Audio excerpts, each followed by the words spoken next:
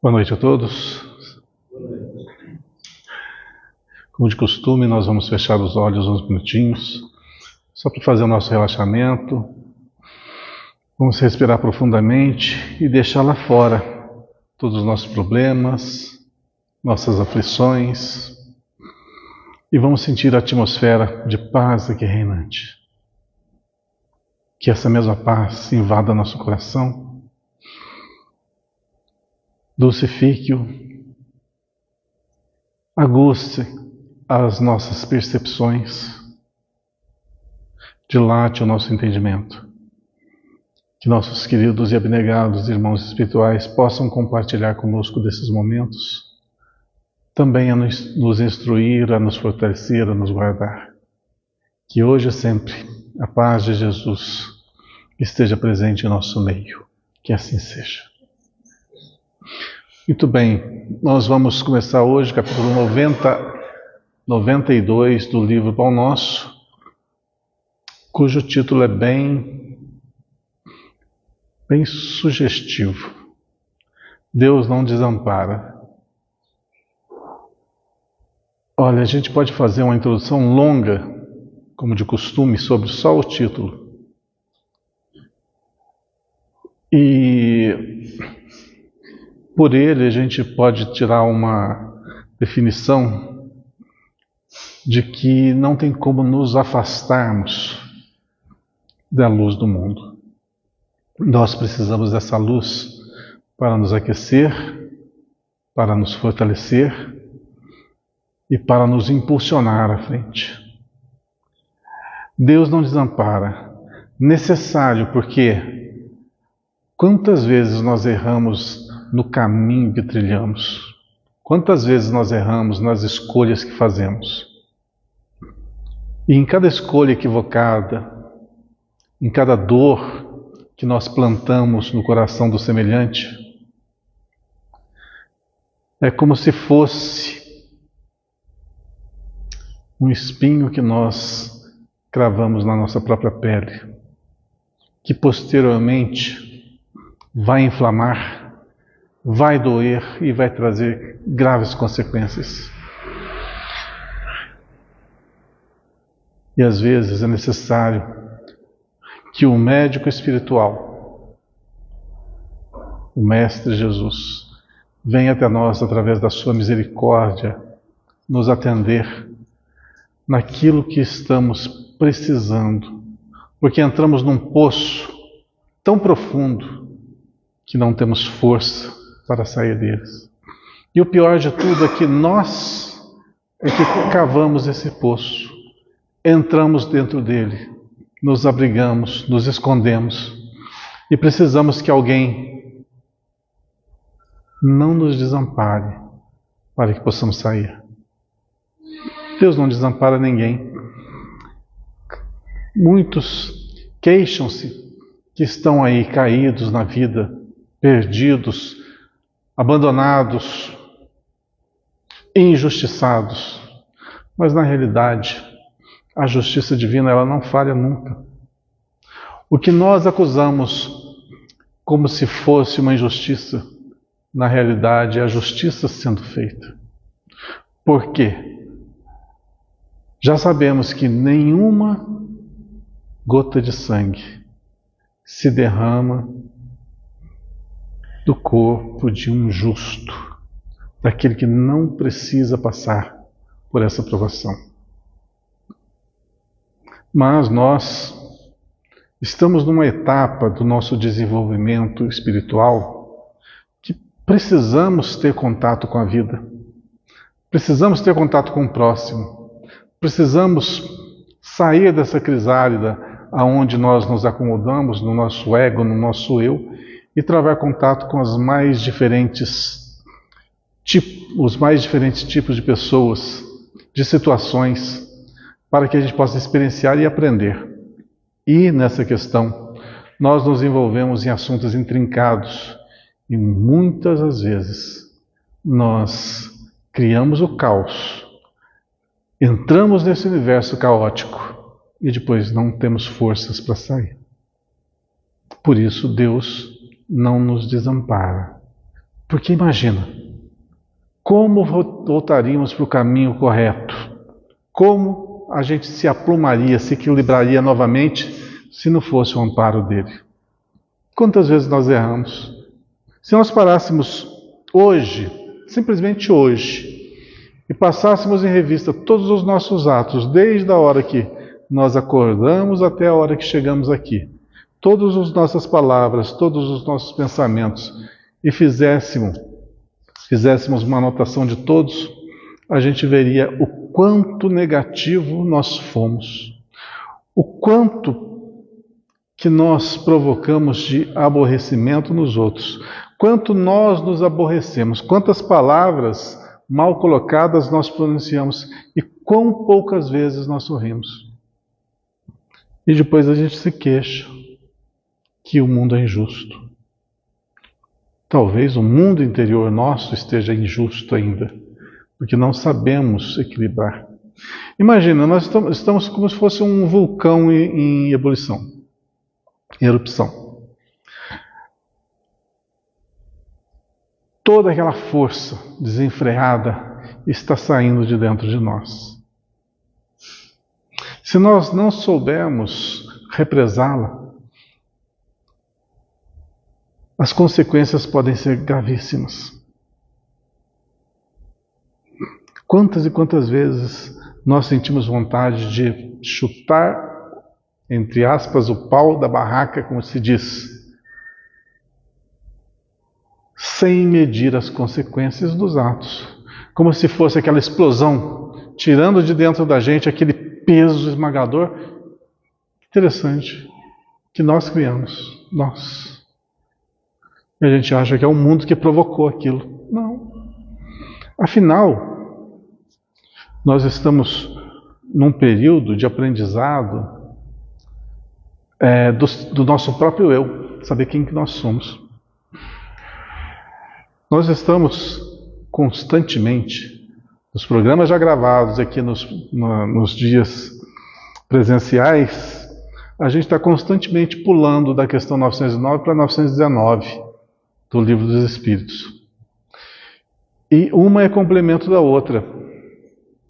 E a 919 nos conclama a conhecermos a nós mesmos. A partir do momento que nós conhecemos e nós vamos fazer aquela troca, tira as coisas ruins de dentro e põe as coisas boas, tudo se modifica. Mas a partir do momento que a gente vive e vive, revive, erra de novo e erra de novo, com os nossos próprios atropelos, intensificamos a gama de sofrimentos posteriores. E isso tem reflexo nessa vida nossa atual. Às vezes a gente fala assim, nós estamos plantando lá para o futuro, para a próxima encarnação, nós vamos ter consequências graves. Começa aqui, começa agora, começa já. Olha só, como que o negócio é bom entender. Nós temos um corpo perfeitinho, funciona que é uma beleza, uma máquina perfeita. Mas que você utilizar mal, ela vai começar a dar defeito. Só que essa máquina nossa, ela tem um tempo de duração. Ela vai durar aí suas 8, 9, 10 décadas no máximo. 11, assim, se for no caso ultra, não usual. Mas geralmente na faixa de 8 décadas. Sendo que 2 décadas a gente está em desenvolvimento. Umas 4 a 5 décadas ativo. E o restante vivendo a experiência do desapego do corpo de carne. Só que nessa época de atividade nós fazemos muita coisa errada. Compromete demais o final. Então a gente fala assim, tudo que eu estou fazendo de errado aqui vou pagar na outra encarnação. Negativo, começa a pagar aqui agora. Quantos Alzheimers, quantos cânceres, quantos problemas cardíacos, quantos problemas psicológicos, que são gerados nessa própria encarnação nossa. A partir do quê? Dessas décadas que nós tivemos de atividade. Aí chega nessa fase mais madura da vida, a gente fala assim, nossa, como que Deus é injusto. Olha, fiz tudo, assim, fiz tudo pela família, fiz tudo pelos amigos, e agora olha que condição que eu estou. Aí nós nos fazemos de vítima. Sabe por quê? Porque a gente não olha para si próprio e não se conhece. A gente cria um personagem e acha que esse personagem fictício somos nós. Perfeitinho, aquele super-homem, aquela pessoa idônea, aquela pessoa que está sempre certa, mas que na realidade, no fundo, está equivocado. E a gente sabe que está equivocado, sabe quando? Quando a gente não se vê sorrindo durante o dia. A gente está sempre taciturno, está sempre sisudo. A maioria do tempo está com a cara fechada. Isso quer dizer que nós estamos doentes. Sério mesmo. Isso vai ter consequências. Tudo tem consequência. O mundo que nós estamos vivendo, essa vida nossa aqui, quem é o protagonista, quem criou fomos nós. Tanto é verdade que nós estamos hoje, numa terça-feira, num estudo espírita, de uma obra espírita. Porque nós queremos estar aqui. Mas quem não quer? Tem toda a vida lá fora para fazer as suas escolhas. Então nós estamos criando o nosso amanhã. Isso aqui vai fazer um grande bem para nós, hoje e posteriormente. Pois estamos aprofundando nas lições do Evangelho, dilatando o nosso conhecimento. Poderíamos estar em outros e outros lugares, fazendo outras e outras coisas, às vezes nos comprometendo mais com a vida ainda. Mas é escolha, não é?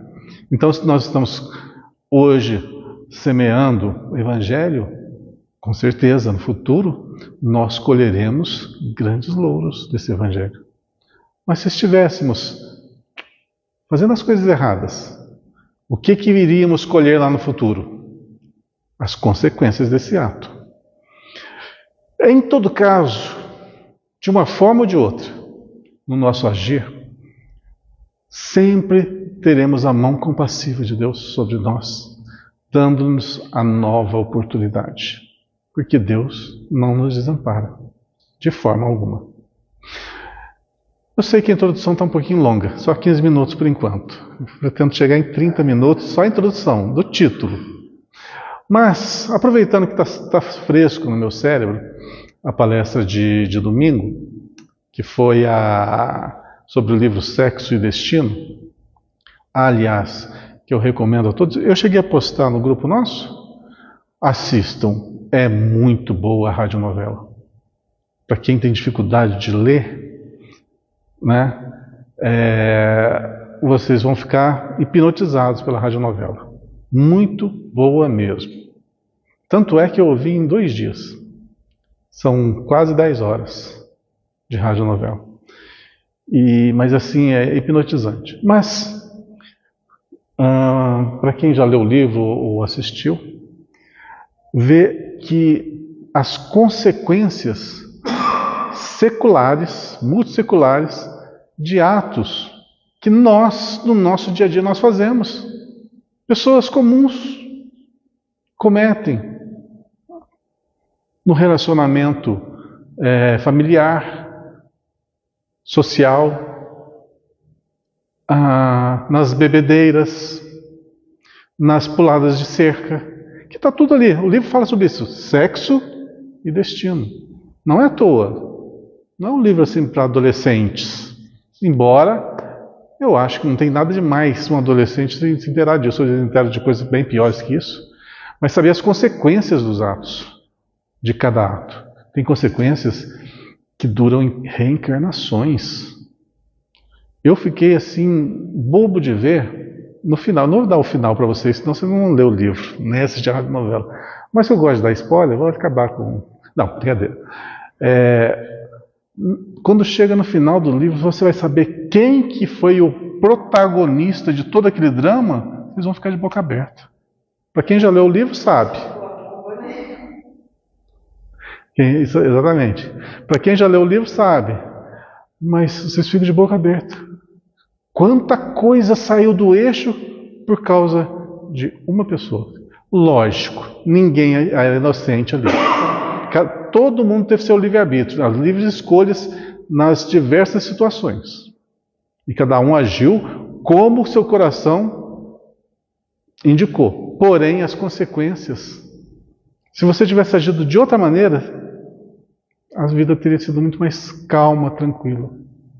Então, mesmo assim, nas situações do desajuste, a gente entende que Deus não desampara. Há misericórdia ali. E tudo se ajeita, mesmo no caos. Porque o que acontece ali no desenrolar da história é o caos. Na hora que você chega em certo ponto do livro, você fala, meu Deus do céu. Não, aí complicou tudo. Falei, não, você sabe do que eu estou falando, né? Sabe? Falei, meu Deus do céu, não tem jeito. E tem jeito. E o versículo ali citado é exatamente coincidente com o livro citado. Eu não cheguei nele ainda, né? Vou chegar. Mas é coincidente com a história. Uhum. Então, mas, veja só, o cristianismo é uma doutrina, é uma boa nova, consoladora. Ela veio para os enfermos e veio para dar um norte à nossa existência, para dar um porquê. Por que ser bom? Porque se a gente vive só o mundo material, aqui para você ser o bonzinho, você nunca vai para frente. Né? É assim que se fala? Mas, olhando pelo lado espiritual, a gente não luta para ter bens materiais. A gente luta para ter os tesouros aqui do coração. Aí as coisas são bem distintas, bem diferentes. Então nós podemos usar sim a nossa inteligência e, se possível, os nossos bens materiais, as nossas posses aqui, em benefício comum, e não ajuntar tesouros assim que a traça rói. O ladrão rouba, né? E a gente pode fazer bom uso de tudo que está à nossa disposição. Porém, o nosso coração tem que estar norteado para a boa nova. Então vamos lá. Vamos ao texto de Emmanuel. Antes, esse texto está no Apocalipse, capítulo 2, versículo 21. Primeira vez que nós falamos do Apocalipse, né?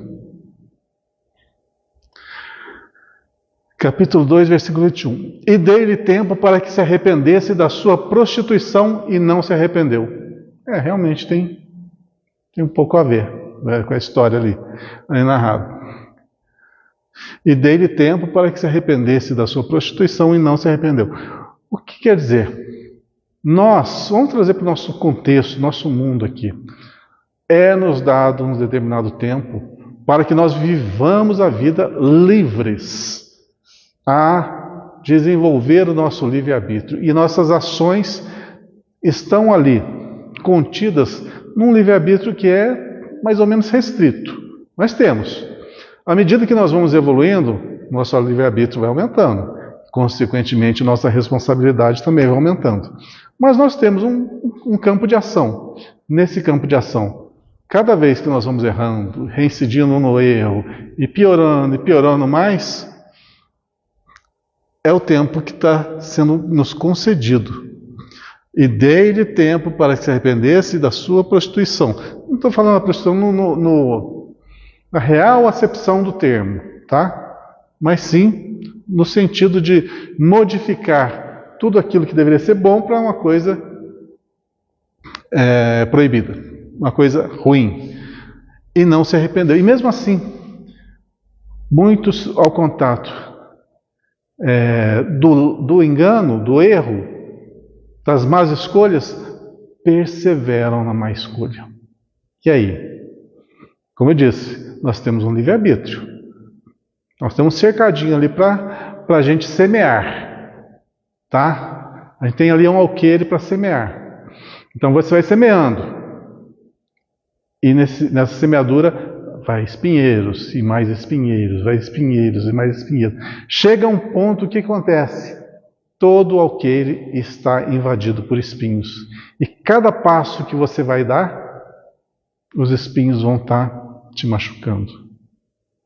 Porque em nenhum lugar você plantou uma grama, ou você criou um local para se abrigar que seja seguro. Estamos falando metaforicamente. Na vida, nós também temos que ir por esse lado. A semeadura de espinhos são as nossas péssimas escolhas, nossos maus atos, nossos maus pensamentos. E aquele campo verdejante, aquelas árvores frutíferas, são as nossas boas ações, todas em sentido figurado. Então, nós somos esses semeadores. Então, muitas vezes, nesse alqueire do livre-arbítrio, em alguns lugares nós semeamos espinheiros. E é necessário que nós que o semeamos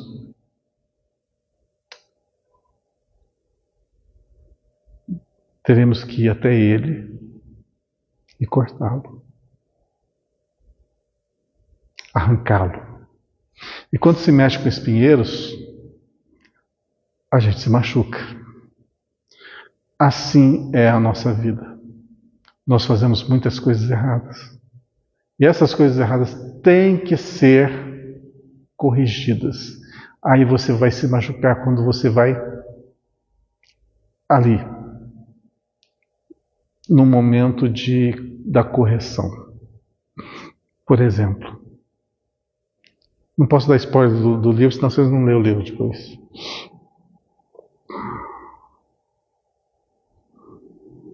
Vou criar uma coisa hipotética aqui. Faz de conta.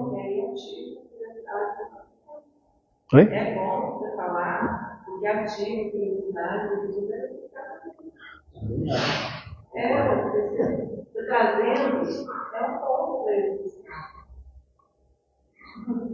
Deixa eu pegar uma parte mais leve, então, que essa parte é meio forte. Não, mas na verdade não acontece muito. É.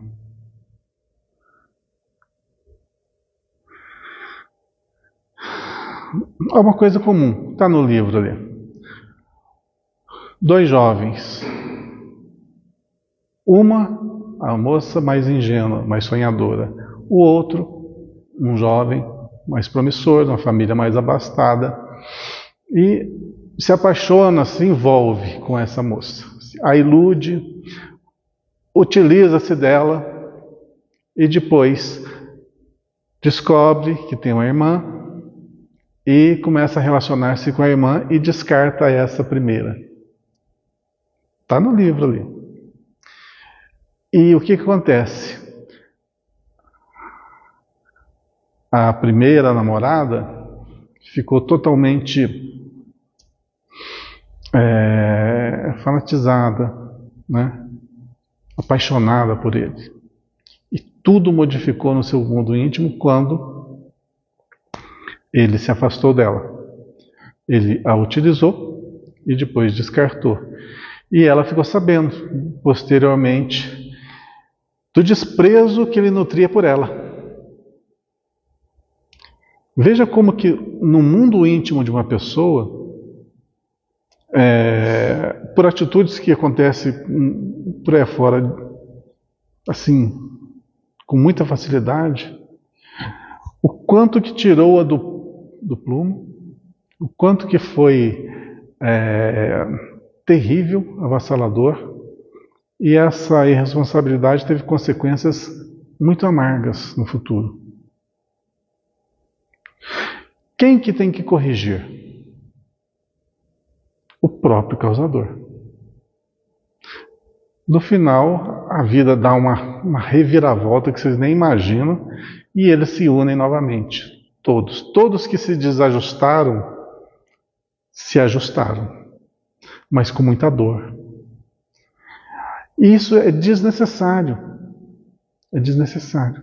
Se você fizer as escolhas corretas, não se utilizar do outro, não prejudicar, respeitar, nunca fazer alguém sofrer, sempre ser sincero, a vida não vai por esse caminho. Mas a partir do momento que você começa a tentar ludibriar a seu bel prazer, e o outro é apenas um objeto, e você utiliza e descarta, e essas consequências são gravíssimas. E pode ter consequências de tudo quanto é tipo, de acordo com o que acontecer. Ou seja, toda ação vai provocar uma reação.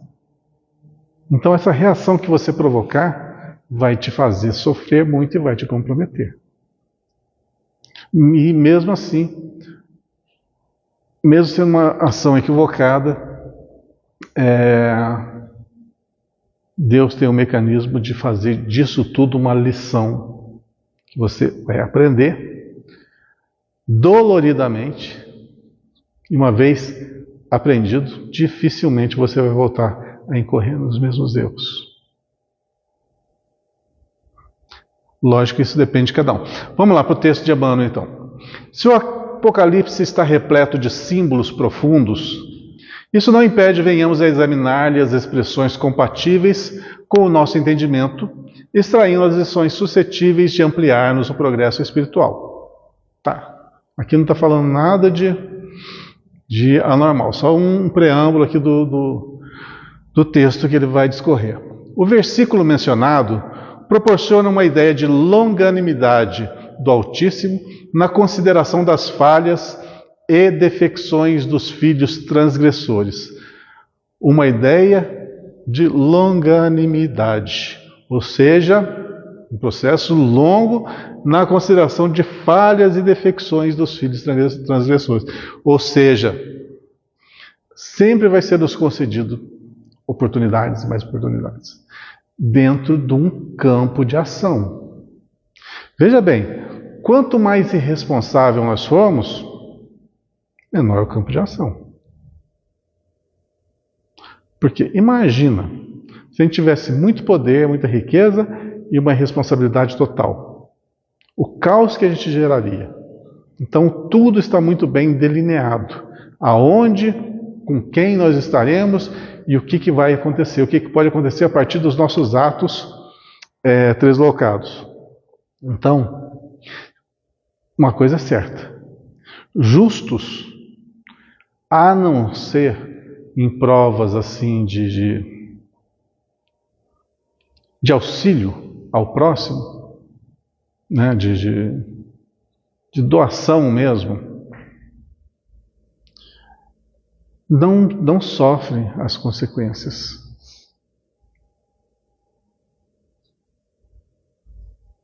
Puxa, sumiu a palavra, detesto quando some a palavra. Mas, continuando, mas nós todos estamos unidos porque todos temos defeitos. Então, se um errar para conosco, vai estar corrigindo a imperfeição que nós já tínhamos. Então, não existe justos. Se acontecer, pense assim, se acontecer alguma coisa ruim com a gente, é sinal que nós estamos, no mínimo, ressarcindo um débito, ou corrigindo uma imperfeição. Então, não vale a pena você se revoltar. Aliás, toda revolta é pior ainda. Só causa piores consequências. Muita gente insiste pela rigidez e irrevogabilidade das determinações de origem divina. Entretanto, compete-nos reconhecer que os corações inclinados a semelhante interpretação ainda não conseguem analisar a essência sublime do amor que apaga dívidas escuras e faz nascer novo dia nos horizontes da alma. Por isso que eu acho bom, muito bom mesmo, fazer a leitura desse livro. Porque, às vezes, com algumas poucas frases, algumas poucas palavras e ideias, a gente não consegue delinear um montante de situações ali abrangidas. E realmente, na nossa vida, nós temos muitas e muitas condições em que a gente não vê o contexto em todo. A gente só vê fragmentos. Fragmentos de sofrimento aqui, fragmento de sofrimento ali, algum pontinha de felicidade aqui, ali. O contexto geral a gente não consegue interpretar, não consegue visualizar. Quando você lê uma obra dessa monta, do Sexo e Destino, você vê o contexto geral. Desde 1793, quando começou a história, até 1900 e alguma coisa, 40, 30, não lembro, aonde termina aquela história ali. Lógico, termina assim, entre aspas, porque a vida continua, a vida deles continua. Mas, olha quanto tempo. Muito tempo para se corrigir as falhas de poucos anos. A gente, olha só, muita gente insiste pela rigidez e irrevogabilidade das determinações de origem divina. Entretanto, compete-nos reconhecer que os corações inclinados a semelhante interpretação ainda não conseguem analisar a essência sublime do amor que apaga dívidas escuras. Então, nesse interim, quanto tempo tiveram para modificar as suas ações e se reharmonizarem? Apaga dívidas e faz nascer novo dia nos horizontes da alma. E, incrível, o que é mais tocante é o seguinte, que no final, sempre o amor vence. Por mais que as pessoas sejam, assim, enraizadas no mal, no egoísmo, na força bruta, pelo menos naquele contexto de personagens ali, com exceção de uma pessoa que ainda que precisaria de outras experiências para dar uma melhoradinha, todos ficaram tocados, modificaram a sua forma de ser e de pensar. Tiveram consequências, lógico, consequências grandiosas. Houve ali de tudo. Houve de tudo. Desde assassinato, prostituição, teve de tudo. Porém, a vida deu oportunidades para todos se reharmonizarem. Aliás, o que está retratado é realmente a vida comum das pessoas. Não existe ali nenhum baluarte do Evangelho. Apenas pessoas comuns. Tanto é que o principal ali, o mentor daquele caso que acompanhava André Luiz, era uma pessoa comum daquele meio. Totalmente comum. Nada diferenciando de nós. Nada, absolutamente nada. Apenas um conhecimento a mais. Um pouquinho mais de conhecimento. Quase que eu dei spoiler, né? Você pensou que ia dar spoiler, né? Pensou. Quase.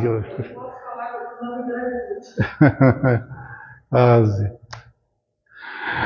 Se entre juízes terrestres existem providências fraternas, qual seja a da liberdade sob condição, seria o tribunal celeste constituído por inteligências mais duras e inflexíveis?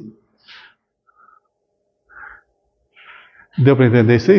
Entre os homens aqui, existem providências que são fraternas, da lei de Deus, é aquela lei mais arraigada, aquela lei mais complexa, difícil? De forma alguma.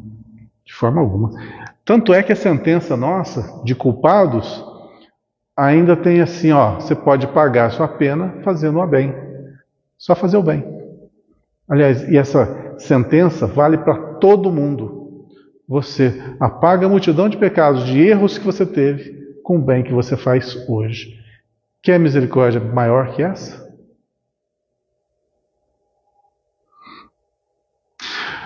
A casa do Pai é muito mais generosa que qualquer figuração de magnanimidade apresentada até agora no mundo pelo pensamento religioso. Em seus celeiros abundantes há empréstimos e moratórias. O que seriam empréstimos e moratórias? Empréstimos. É-nos concedida sempre a oportunidade de fazer algo mais, de poder você se enriquecer espiritualmente como pessoa. E moratória é o tempo.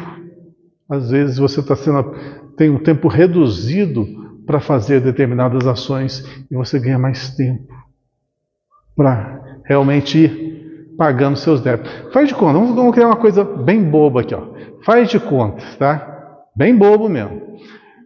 No meu planejamento reencarnatório, eu tive um probleminha aí com crianças abandonadas. Então eu pus no meu planejamento reencarnatório criar uma creche. Tá. Aí vim, desenvolvi a vida profissional, criei uma creche. Aí eu falei, nossa, é muito bom o trabalho que eu fiz. Só que eu já estou lá nos meus mais de 60 anos. E estou com força ainda para criar outros projetos. Queria criar mais umas 2 creches. Mas meu tempo de vida está curto. As doenças começam a aparecer. As dores nas costas, né? A dor física. Eu peço à alta uma moratória. Dá mais um tempinho aí para que eu possa desenvolver um trabalho maior. E consigo nesse inteirinho criar mais 2 creches. Era para criar uma, criei 3. É um exemplo de moratória, bem utilizada. Ok? Eu não tinha a necessidade de fazer um projeto desse. Tá? O que estava delineado já tinha cumprido, mas poderia fazer muito mais. Chico Xavier tinha que escrever quantos livros? 30. Não era? Depois que ele escreveu 30, o que o Emmanuel falou para ele? Ah, não, é mais 30. Depois que ele fez 60 livros, o que era? Não, tem que ter a 90. E assim foi até o final. É o tempo bem aproveitado. Se a gente pegar outros expoentes da doutrina espírita, por exemplo, você pegar um Camilo Flammarion, por exemplo, ou um Leon Denis, vê quantos livros eles escreveram. Faixa de 20, 30, se não me falha a memória. Eu não tenho certeza de quantos desses autores, mas por aí. Não mais que isso. Agora, compara com o do Chico. Tá certo. Eles foram autores, mas com toda certeza estavam muito bem inspirados, auxiliados pelo plano espiritual ali para escrever aqueles livros, verdadeiras obras-primas. Tá, mas o Chico foi muito mais além. Isso é um exemplo de moratória. Se a gente bem utilizar o nosso tempo aqui e se envolver com coisas dos bem, quem sabe a gente chega lá para 100 anos. 90 tá bom, né? Depende, se a gente chegar igual o Divaldo está com 96, né? Ou 98? 97 já? E não está pitando na curva? Ó, tá. Realmente, a lucidez dele é fantástica. Eu estava assistindo, sempre assisto, pelo menos uma vez por semana assisto um vídeo dele. Ah, é fantástico, que memória. Lembrar aqueles detalhes, nomes, lugares, as datas, é fantástico. Conta a história lá, tal dia de tal mês de 1952. Eu não sei o que eu almocei hoje. Pois é, a diferença é vertiginosa entre nós, né? Nós estamos muito longe ainda. Bom, terminando então, onde que eu estou? Calculará? O Altíssimo fornece dádivas a todos, e na atualidade é aconselhável medite o homem terreno nos recursos que lhe foram concedidos pelo céu, para arrependimento, buscando renovar-se nos rumos do bem. Eu aconselho, entre aspas, tá, que eu vou falar,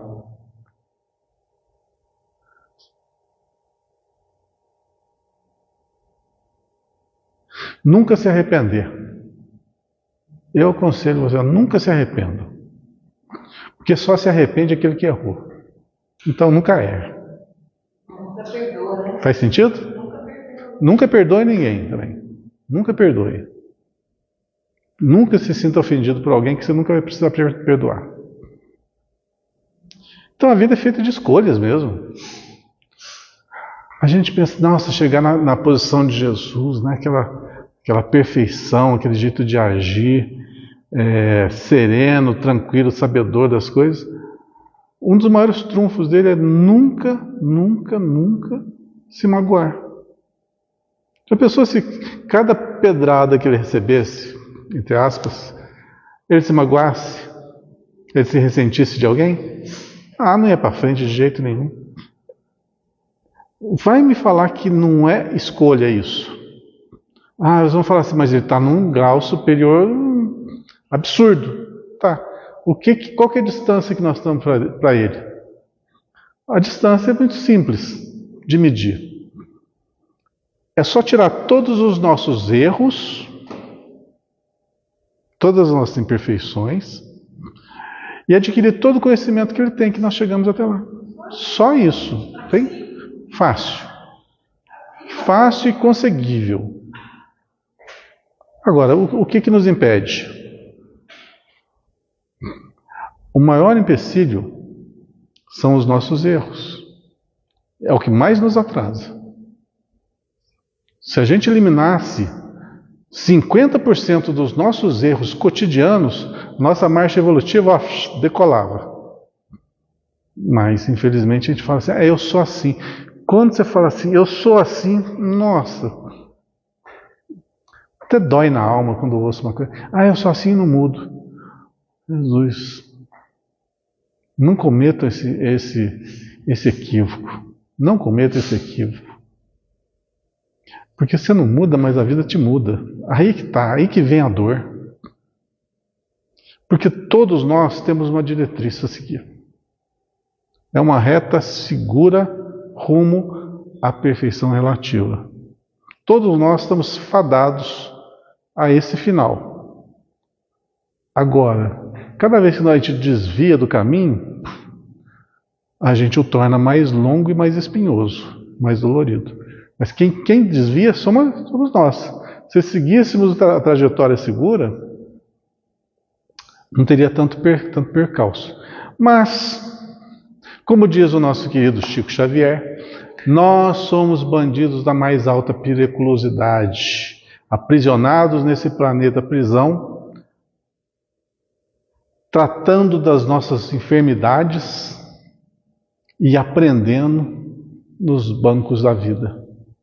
Então, estamos presos, estamos doentes e somos analfabetos das leis de Deus.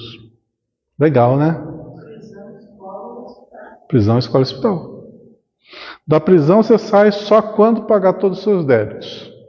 Do hospital você só sai quando você estiver curado. Qual que é outro? Escola. Só quando aprender todas as matérias. Vai demorar para a gente sair daqui? Vai demorar um pouquinho. Há uns 2, 3 anos. Luz.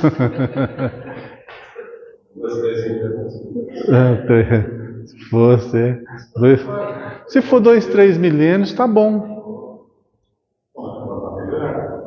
Não, chegar.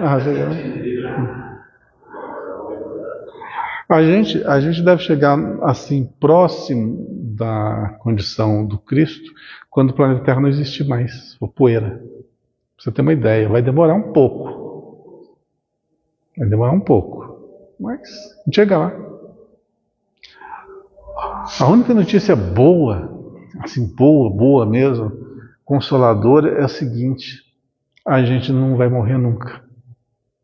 Isso é bom demais. Na hora que a gente conseguir chegar no mundo feliz, também é ruim, talvez baixo, né? Já tá bom. Chegar em Marte tá bom. A Marte aqui é um pulinho. Chegar em Marte é um pulinho. A gente demorar muito nessa prova. Exílio não. Repetente não dá. Repetente. Já pensou voltar lá? Nossa, voltar a usar fralda. Não. A gente pode ficar paralisado. Olha só, aí eu não sei. Vou contar uma historinha para vocês daquele livro lá, o Exilados por Amor, da Sandra Carneiro. A história começou lá em Capela, e com os exilados. A trajetória dos personagens, né? Começou lá em outro planeta, na época do exílio de Capela. Bom, tinha alguns personagens que foram exilados e vieram para a Terra, mas eles tiveram parentes, tinham parentes, tinham as pessoas afins. Eles foram trazidos para cá e reencarnaram junto aos selvagens. Então foi bem no princípio mesmo.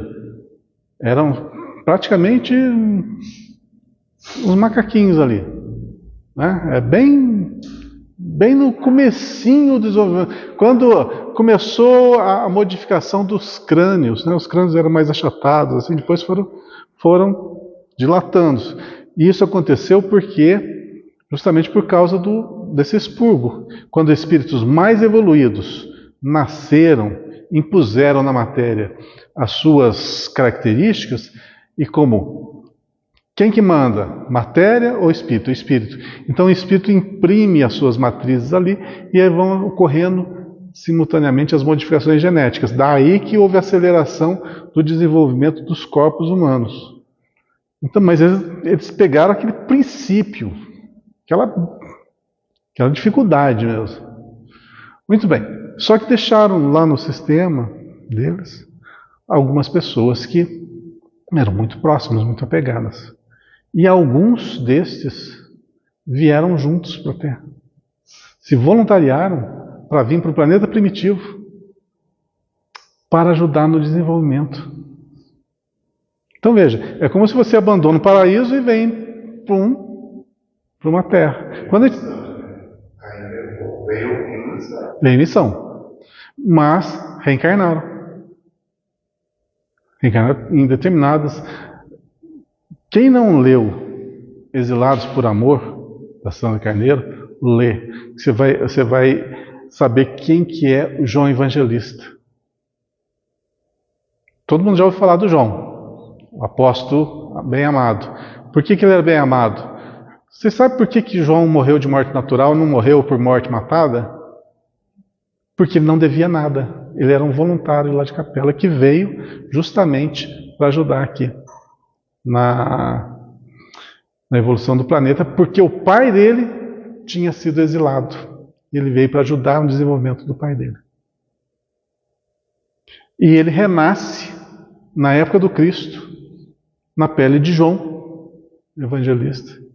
Desenvolve esse trabalho todo e é o único apóstolo que não morreu de uma morte infame, porque ele nada devia. Viu? Nunca uma gota de sangue de um justo é derramado. Sempre necessidade veio posteriormente como Francisco de Assis. Mais para frente, o Francisco de Assis. Morreu de morte matada? Não. Morreu porque ele quis. Se você ler o livro, você vê que ele quis. Então o livre-arbítrio dele foi respeitado.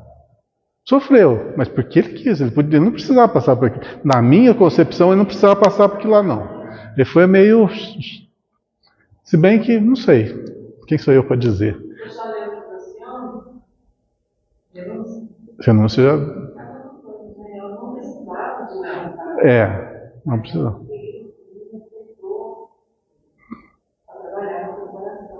Uhum. E ela sabia dos riscos.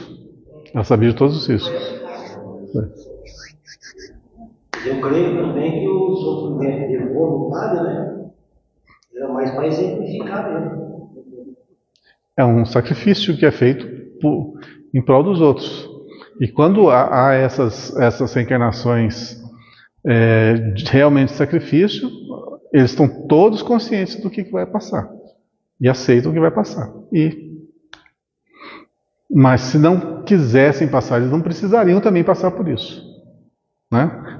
É uma demonstração de amor. Para terminar então, Os prisioneiros da concepção de justiça implacável ignoram os poderosos auxílios do Todo-Poderoso, que se manifestam através de 1000 modos diferentes.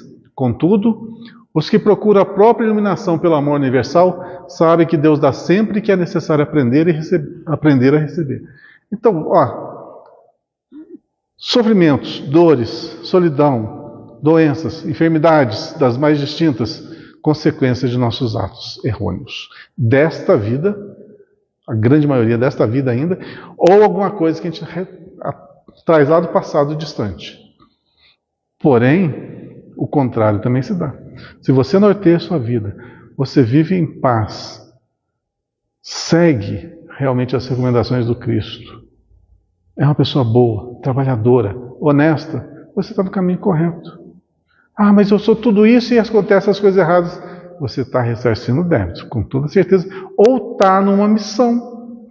Ou você está dentro de um liquidificador, que é esse mundo aqui.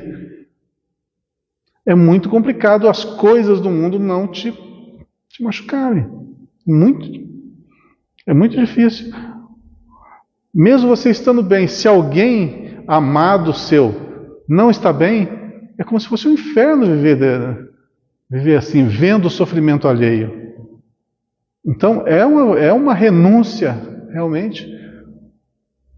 Você está reencarnado. Para uns, é um paraíso. Para outros, uma oportunidade. Para outros, a misericórdia de Deus.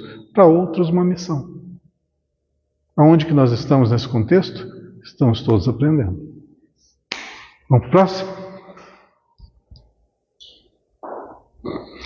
93. O Evangelho e a mulher. O que eu vou falar? Alguém quer fazer a introdução?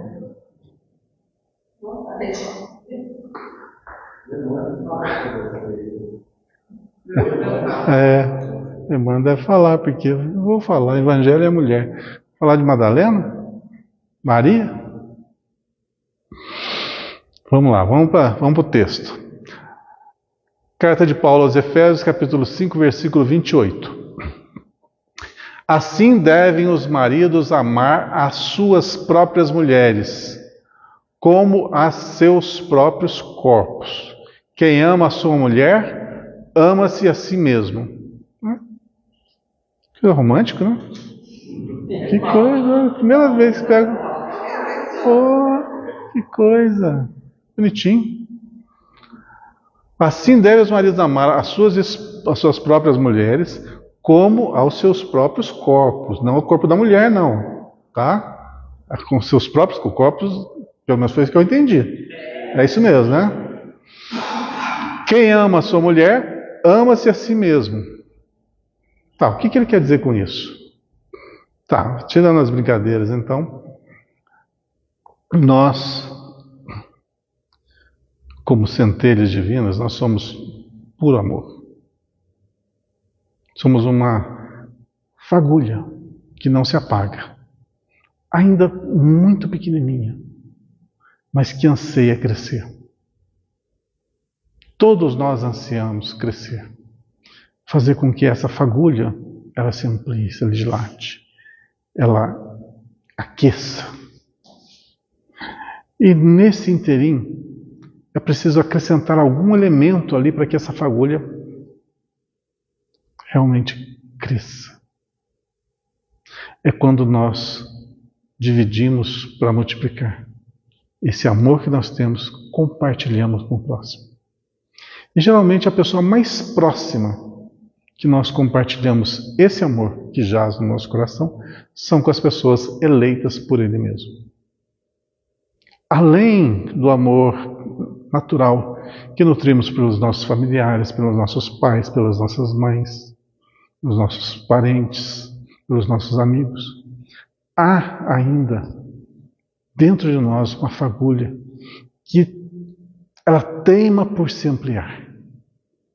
E geralmente a gente encontra eco naquela contraparte que nos completa. Nós, homens ou mulheres, nos achamos incompletos e a outra pessoa nos completa. Longe de qualquer definição de cunho sexual. Estamos falando de uma definição de cunho afetivo, uma que realmente completa a nossa alma. Então, a partir do momento que nós amamos, não só, o Paulo está se referindo a mulheres, mas pode-se inverter os polos aí, as mulheres amarem seus homens, seus maridos, e se completarem no respeito recíproco. É como se ali se construísse um ser muito mais forte, muito mais pleno, muito mais concreto, inteiro, por assim dizer. Quem ama a sua mulher, ama a si mesmo. Nessa fala, quem ama a sua mulher, ama a si mesmo. Vou fazer um adendo àquilo que eu sempre falo aqui nas nossas reuniões. Não tem como você falar de amor sem gerar amor. Não tem como você amar sem você produzir esse sentimento dentro de si e espalhá-lo. Grande maioria das pessoas que se equivocam na jornada nesse mundo são aquelas que anseiam dos amores de todo mundo, mas não repartem nada do seu coração para com ninguém, só quer receber. O que acontece? Não se satisfaz. Nunca, em situação alguma. Mesmo que todos os seus sonhos sejam concretizados, vai ser sempre aquela pessoa insatisfeita e infeliz. E como você ser pleno, realizado nesse âmbito afetivo? Quando você ama. Você ama. E a coisa é tão forte que você pode amar tão intensamente que esse amor pode se espalhar por todas as pessoas à sua volta. Não necessariamente se restringindo a uma só. Como assim? Repare no amor do Chico, que é sempre o nosso ponto de referência. Quantas pessoas que procuraram-no, quantas pessoas que ele auxiliou, muito mais que isso, quantas pessoas que ele realmente amava. Ele chorava com as dores dessas pessoas. Ele se felicitava quando havia ali um alívio, um reavivamento da fé, um reencontro entre pai e filho, mãe e filho, entre aqueles que já partiram do plano para o plano espiritual e aqueles que ficaram na terra, quando a saudade deles era aniquilada pelas mensagens, quando realmente aquela fé era reavivada nas pessoas. Isso é demonstração de amor. Você sentiu amor vendo o bem no próximo, aquele bem que você proporcionou ao outro. Isso nos completa. O fazer algo de bom para o próximo. Esse é o nosso destino. Aliás, estamos aqui na Terra justamente para aprender a fazer isso. Estamos gradativamente exercendo esse tipo de trabalho. Esse tem toda a ver com a regra real, né? Esse texto tem toda a ver com a regra real. Completa. Faça ao próximo aquilo que você não quer que faça por você. Então, no caso dos homens, quando Paulo escreveu isso daí, naquela época lá, a cultura daquele povo é totalmente diferente. Sim. Então, não tem como. Sim, não tem como. E Jesus veio justamente para mudar esses alicerces em que a sociedade estava embasada, né? E colocando ali alicerces totalmente ligados a respeito, igualdade e amor. Como que você trata com igualdade as pessoas, aproveitando-se delas? Quando você se aproveita de alguém, você a coloca num patamar inferior. E quando você se aproveita, você não está dando uma demonstração de carinho, de amor, de afetividade de forma alguma. Apenas de dar um valor tipo de um objeto descartável. E isso tem consequências muito grandes. Eu costumo dizer também que nós somos tão cegos, tão bobinhos ainda, que a gente não sabe. A gente procura o baú do tesouro no fim do arco-íris. A gente procura aquelas joias, aquilo que vai nos refletir o ápice das realizações, das conquistas, como se estivesse lá no futuro, lá na frente. Aspiramos por dinheiro, por joias, por tesouros, por propriedades, e focamos tudo naquilo lá. Mas Deus é tão inteligente que Ele fez o seguinte: tudo aquilo que nós ansiamos, Ele colocou do nosso lado. Todo tesouro que a gente precisa, que a gente busca, está do nosso lado. E a gente não vê. Porque não tem aonde nós buscarmos a satisfação do amor se não for no semelhante. Então tem tesouro em todos os lugares. Basta que você os descubra. Todos são. Basta que você entenda isso. E o Chico entendeu. Ele atendia a todas as pessoas porque todas eram importantes para ele. Pela missão? Pelo espiritismo? Não. Porque ele já sabia que o ser humano é o maior tesouro que Deus colocou ao nosso lado. E a gente não entende isso. Todos são, todos. Tanto é, volto no livro Sexo e Destino. O que aconteceu ali naquele livro? Todo aquele imbróglio e todos juntos, até o final. Todos reencarnando em família, mudando de lado, mas todos juntos. E o que acontece no final, como todo final feliz, né? Se bem que ali não a vida tem com sua continuação, mas se reajustam e são felizes. Olha só, de inimigos ferronhos, de verdugos, de obsessores, passam a ser amigos, trabalhadores do bem.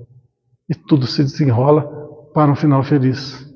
Poderia ser tudo isso evitado, todo esse drama evitado, se norteasse pelo caminho do bem. Não quiseram, colheram espinhos, mas no final tem o quê? A misericórdia de Deus estampada ali. Assim é a nossa vida.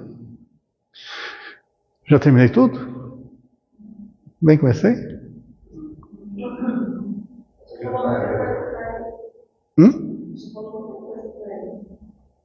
Já falei?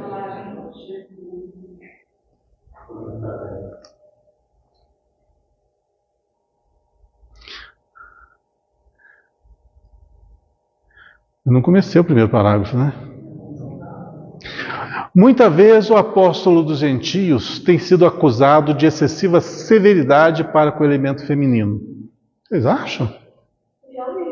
Já ouviu isso? Eu não acho, não. Ele era apaixonado pela Abigail, morria de amores por ela. Por causa dela, ela começou a perseguir os cristãos. Só se ele foi revoltado com isso. Mas não achei, não. Eu não achei, não. É mais quando ele descobriu que ela era irmã esquerda. Ele descobriu ela. Não, por causa dele, mas é por remorso dele. Ele se achou.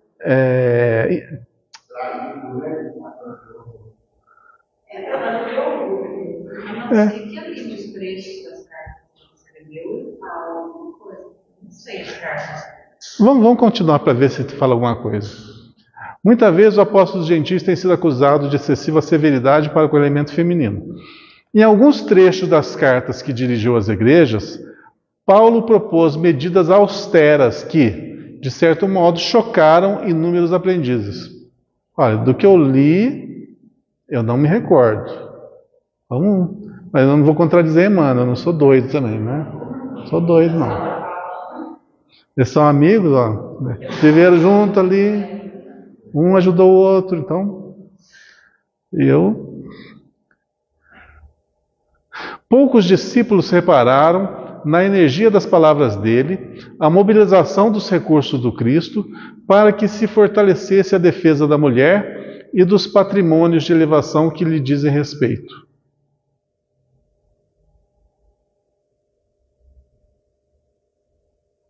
Poucos discípulos repararam na energia das palavras dele, a mobilização dos recursos do Cristo, para que se fortalecesse a defesa da mulher. Então é o contrário, não é? Ele está trabalhando em prol das mulheres, pelo que eu entendi aqui, e não sendo severo para com elas, para que fortalecesse a defesa da mulher e dos patrimônios de elevação que lhe dizem respeito.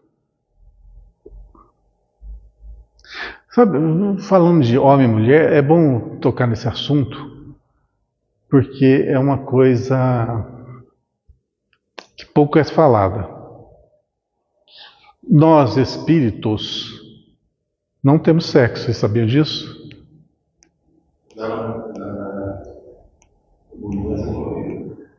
Mas, para a gente se manifestar no mundo, tem que manifestar por uma forma física. E essa forma física, ou ela assume as características do que o planeta determina. Tem uma necessidade de reprodução. Há necessidade. E para que o espírito reencarne, tem que ter um elemento ali intermediário entre o espírito e o corpo físico, que é o perispírito, ou corpo espiritual. Então, uma vez desencarnados, a gente mantém esse molde. Por isso, na esfera espiritual, ou a gente se encontra no gênero masculino, ou no gênero feminino, mesmo no plano espiritual. Porque nós estamos condicionados à fase que estamos vivenciando. Porém, gradativamente nós vamos nos afastando da matéria à medida que evoluímos. E indo para outras situações, a gente vai se desapegando desse corpo. Aliás, desapegando não, ele vai se modelando de acordo com as circunstâncias. Então, uma boa faixa de tempo, nós vamos estar ou numa condição ou em outra. Então, uma vez encarnados na condição masculina, nós vamos assumir as forças inerentes do nosso espírito, que vão ser moldadas de acordo com o corpo biológico que assumimos. Posteriormente, podemos retornar do outro lado, no outro gênero, para desenvolver as forças latentes no nosso espírito, que são proporcionadas por abrigar o nosso espírito, um corpo, está sendo abrigado por um corpo feminino. Sim. A dona Laura, no nosso lar, explica muito bem isso. Ela fala que a mulher, ela vem para fazer evolução, acho que com sentimento, na linha reta. E o homem é o fundamental, a razão. Então, uma vez conquistou, os trocos são exatamente. Para quem é muito machão, é complicado. É muito complicado. E para o espírito que é muito feminino, é complicado também. Então, nisso é que a gente está vivendo uma fase hoje em que há muitas mudanças e inadaptabilidade de alguns espíritos com seus corpos. Consequentemente, eu tenho que tomar cuidado com as palavras, porque não posso generalizar nada. Consequentemente, alguns, como... Não vou para esse campo, não. Vamos falar só de evolução. Então, quando você muda o gênero, você vai realmente vivenciar uma nova gama de sentimentos e vão aflorar outras possibilidades, né? Outras virtudes do seu espírito que vão poder se materializar e vão se construir. Dizem que Chico Xavier teve muitas reencarnações femininas, né? Dizem. Como isso aí não tem como a gente comprovar, é só pelos relatos mesmo. E que, não sei, se procurar na internet tem bastante artigos falando sobre isso. Eu não sei até onde vai a veracidade dos apontamentos ali. Mas eu creio que alguns exemplos a gente pode citar. Por exemplo, Judas Iscariotes, o apóstolo, renasce como Joana d'Arc. Vamos citar mais alguns, deixa eu ver se eu lembro. Não tem tantas histórias assim nos livros espíritas. Não tem muito não que me lembre. Tentando puxar aqui, mas não lembro não. O mais marcante realmente é da Joana d'Arc. Mas uma coisa é fato. Nós trocamos os polos justamente para desenvolver as potências do espírito. Lembrei de um livro chamado O Ateu. O Ateu. É um livro água com açúcar. Um desses livros psicografados aí que tem bastante, né? Na década de 90, mais ou menos, que ele foi escrito, se me falha a memória. 90 ou começo de 2000, não, 90. No final da década de 90. E lá relata uma pessoa que era, logicamente, ateu, né? E tinha uma vida muito boêmia. Era um homem, tinha uma vida muito boêmia, então vivia aquelas aventuras noturnas, tinha seus amigos, mas era uma vida assim normal como de todo mundo, mas tinha uma certa promiscuidade. Bom, a história vai se desenrolando, ele desencarna e depois é feito um planejamento reencarnatório. Ele reencarna como mulher. Só que na vida como homem ele era promíscuo. Retorna como mulher. Adivinhem o que aconteceu? Prostituiu-se. Veja que o problema, ali os enganos, estão no espírito, não estão no corpo. Tanto faz no corpo masculino ou feminino, a promiscuidade estava presente. Só que antigamente tinha aquela cultura, né? O homem, isso é normal. Para a mulher, escândalo. Para o homem, normal. Aí inverteu os papéis. E agora? Não. É do espírito. Todas as imperfeições é do espírito. Não importa o gênero que ele esteja reencarnado. Então, nós vamos carregar com a gente as nossas perfeições, as nossas virtudes e as nossas imperfeições. Ok? Com Jesus começou o legítimo feminismo. Faz tempo. E o negócio era bem precário naquela época, né? É bem precário. Ou seja, dando voz às mulheres. Não aquele que enche as mãos de suas expositoras com estandartes coloridos das ideologias políticas do mundo, mas que lhes traça nos corações diretrizes superiores e santificantes. E hoje nós bem compreendemos, muito bem compreendemos essa necessidade e essa grande importância. Nos ambientes mais rigoristas em matéria de fé religiosa, quais o do judaísmo, antes do mestre, A mulher não passava de mercadoria condenada ao cativeiro. Até que no Ocidente, alguns tempos atrás, algumas décadas atrás, os casamentos eram arranjados, não eram? Até quando, mais ou menos, que aconteceu isso? Até o começo do século passado, mais ou menos? Até 1900, mais ou menos, era assim. Era com suas exceções. Depois eu acho que as coisas foram modernizando, foram despiorando. Quer dizer, a cultura já se arrasta há quanto tempo? Olha, é muito recente essa liberdade feminina. E mesmo assim, lá no Oriente, o negócio é feio.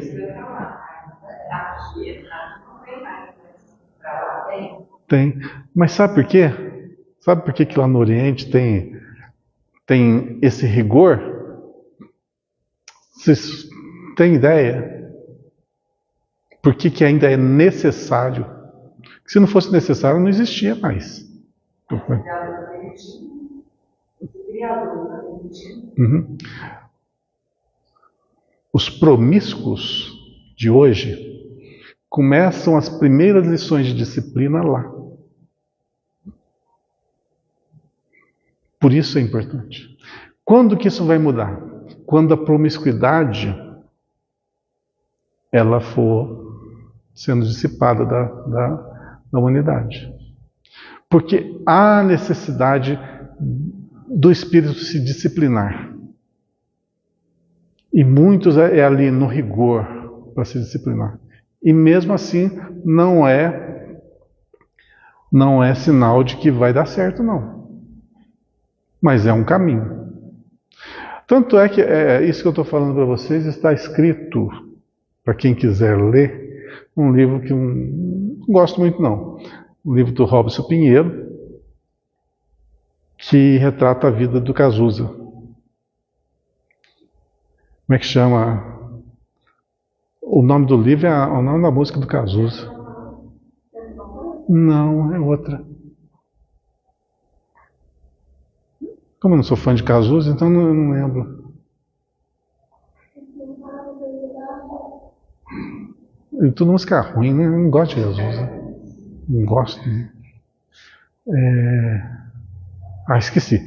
Mas tem esse livro do Robson Pinheiro e ele relata justamente isso. Que Cazuza está como espírito dando uma de André Luiz, né? Está excursionando lá pelo Rio de Janeiro, numa favela onde dá um tiroteio lá e alguns traficantes morrem. E vem o pessoal do plano espiritual para o resgate e ele pergunta, estou fazendo bem resumido, né? Ele pergunta o que vai acontecer com essas pessoas. Bom, essas pessoas são totalmente desajustadas, elas precisam se reajustarem. Isso, Feto Belchut. Então eles vão começar a ter a primeira noção de disciplina renascendo lá no Oriente Médio, e como mulheres, que eles não vão ter direito a nada. Aqui estiveram ampla liberdade, olha o que fizeram, lá não vão ter liberdade nenhuma, vão aprender a seguir ordens. Então é a base, começa a base ali. Por isso ainda é importante. Deus faz de todo um mal um bem. Mas se a gente norteasse tudo no caminho do bem, não precisaria dessas coisas.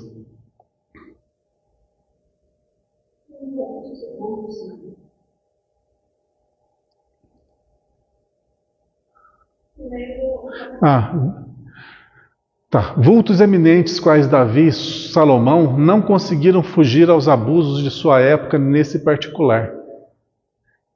Esse Salomão que tinha um tanto de mulher?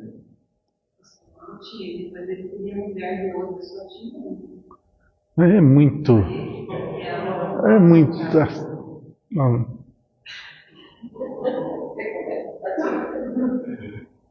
Dá vontade de falar um palavrão, né? Tem.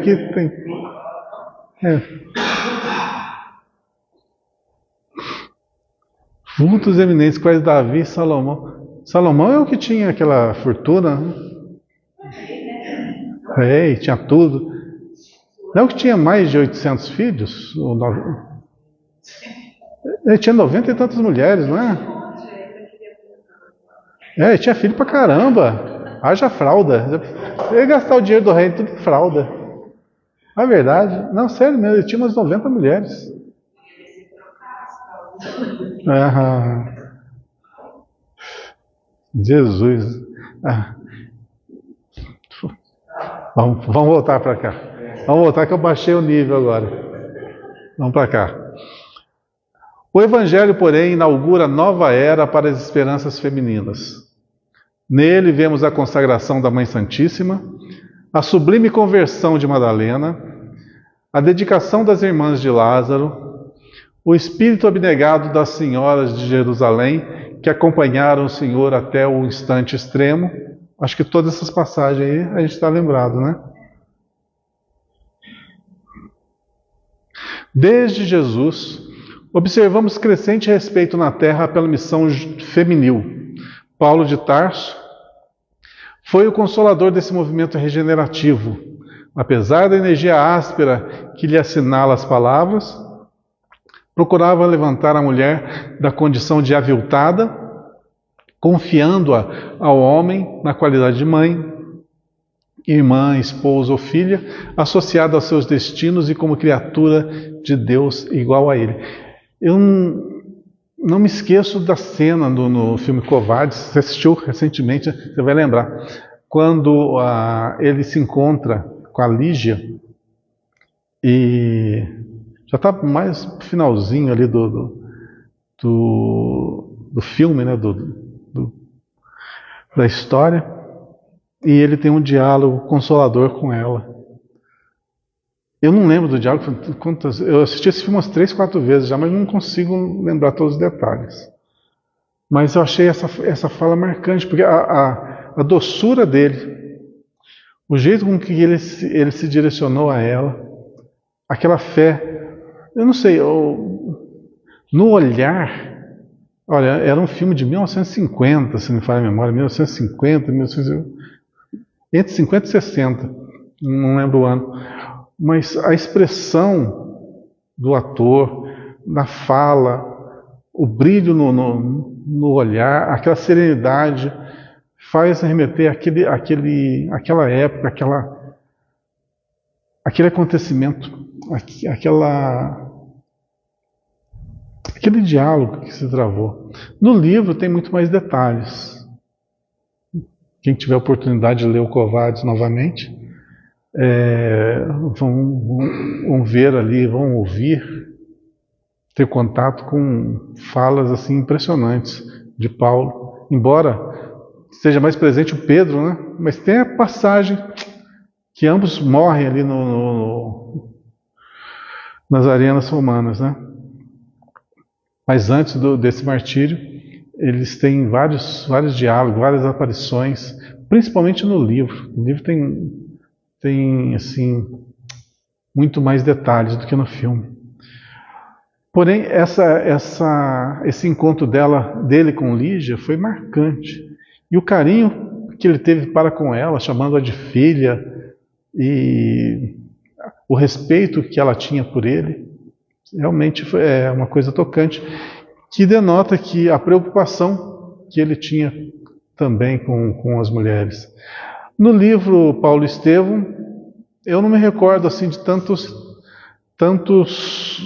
uma menção tão distante, mas todas as conversações que aconteceram, todo o desenrolar da história, foi tratado no maior alto nível. Tanto que aquele momento lá em que ele foi assediado, lembro no livro Paulo Estevão, que eles foram em determinada cidade, uma mulher se enamorou dele e queria de tudo quanto é custo ficar com ele. Daí ele não quis, o que ela fez? Tramou para que ele fosse preso, açoitado, o coitado levou. O Paulo apanhou. Pois é. Mas, mesmo assim, ele sempre respeitou, mesmo nas adversidades, respeitou a diferença, né, feminina. Qual que era o título mesmo? Eu peguei. Mulher Evangelho. Ah, lembrei. O anterior era qual mesmo? Ah, está aqui. Deus não desampara. Então nós vimos hoje esses dois capítulos. Deus não desampara e o Evangelho da Mulher. Bom, eu ainda acho que é muito pouco tempo, olha que nós estamos aqui há 1h30, para discorrer por assuntos tão complexos. Dá para a gente divagar muito mais sobre isso e ir para muitos mais detalhes, ver outras vertentes, mas nosso tempo é chegado. Então, palidamente, o que a gente pode complementar sobre o assunto, a gente, pela inspiração, a gente tenta passar aqui. Mas que a gente sempre trave contato, sempre esteja lendo, ouvindo, travando novos horizontes, descortinando novos horizontes a partir das ideias, das vivências dos outros, para a gente construir a nossa própria vida. Tá? Que a gente seja ativo na ativação do nosso eu interior. Tanto ele feminino quanto masculino, que desenvolvamos o máximo possível das nossas potências. A gente tem o restinho da nossa eternidade para desenvolver esse trabalho aí. Mas comecemos hoje para terminar o mais rápido possível. E sejamos o mais útil possível na nossa vida. Que Deus nos abençoe e uma excelente semana para todos nós.